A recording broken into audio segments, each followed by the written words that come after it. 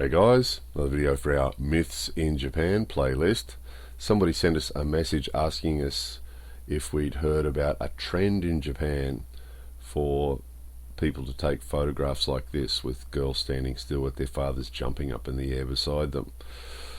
Bizarre. If we'd heard about it, we sure would have remembered it, but no, we hadn't heard about it. So we had a look at the article that the person had sent a link to, and the article actually, in the title, said it was a trend in Japan, and then went on in the article to actually say that it was a series of photos taken for a book written by a Japanese author.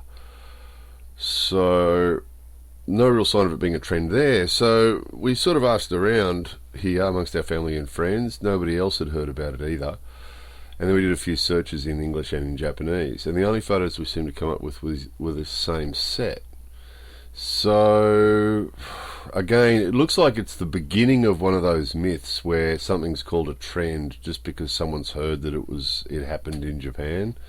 They forget there's 127 million people here, so you really need more than one lady, including the photos in a book, and then a few copycats. And then we did actually find on the net too, some people in other countries have done it as well, the same sort of thing. So, not really right to call it a trend because it's just not happening. We can't see any sign of it here. No doubt some people might be doing it now after the book or before the book, who knows. But again, you can't really call it a trend when it's such a small percentage of the population doing it, no matter how bizarre it is. And then why? Well, you know, salaryman thing, the businessman, working man thing is definitely a genre in Japanese culture, so it's sort of considered a bit of a thing. And then of course the schoolgirl thing is an obsession in Japanese culture, as we've talked about before.